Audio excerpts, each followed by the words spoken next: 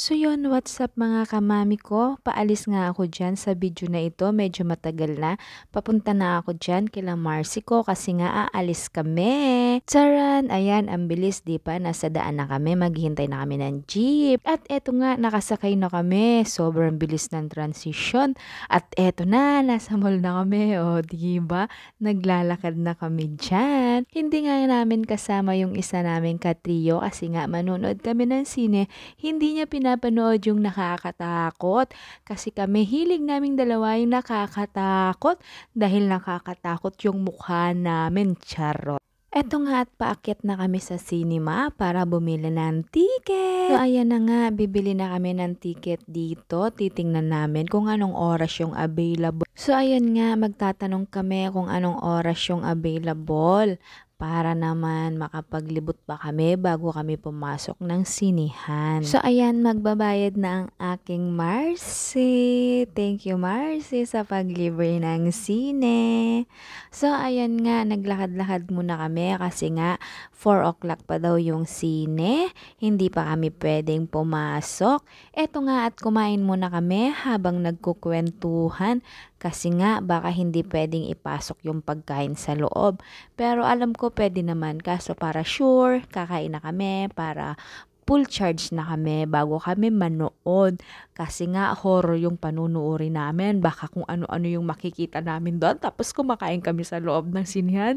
Eee! Charot. So ayan nga, nagchichikahan kami kung ano-ano lang yung napag-uusapan namin.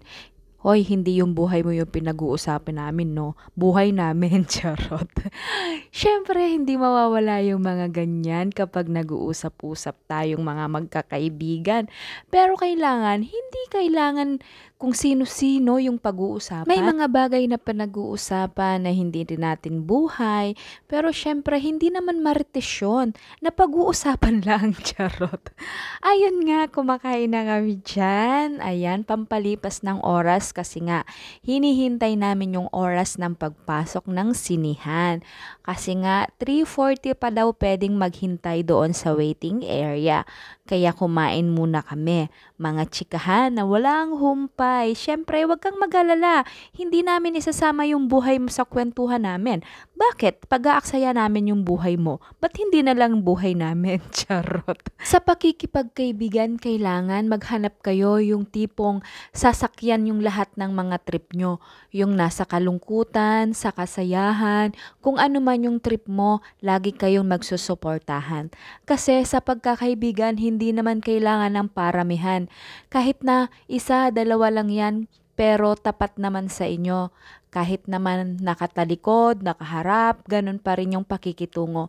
Kasi pag marami na kayong kaibigan, hindi mo na alam kung sino yung mga totoo dyan. Hindi mo na alam kung sino yung toxic. Kapag kasi marami kang kaibigan, hindi mo na alam kung paano mo sila pakisamahan. Iba-iba kasi yung mga ugali niyan.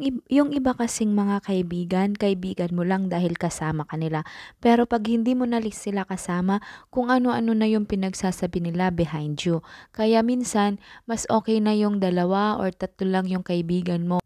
Ako kasi, ako yung tipong dumaan ako sa mga kaibigan na talagang medyo hindi maganda. Kaya dalang-dala talaga ako guys sa mga kaibigan na hindi okay sa akin. Kaya kung makikipagkaibigan ako, talagang kinikilatis ko kung ano talaga yung kahihinatnan ko sa kanila. Kasi yung mga kaibigan, pakikita nila na okay sila pag nakaharap. Pero pag nakatalikod, naku! Kaya dumating ako sa punto na hindi talaga ako nakikipagkaibigan. Naging trabaho, bahay lang ako nung kabataan ko. Pero ngayon, syempre, kailangan ko din naman na medyo may kaibigan. Pero hindi ako talaga kung sino-sino yung pakikitunguhan ko.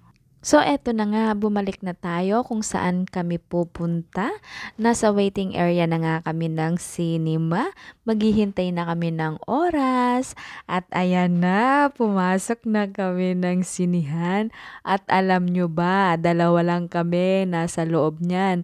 At ang nangyari, tumakbo ang aking Marcy palabas kasi nga natakot. Sobrang hindi ko nga makakalimutan yung Marcy ko.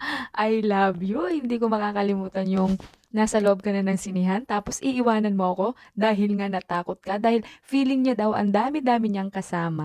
Hanggang dito na lang. Bye!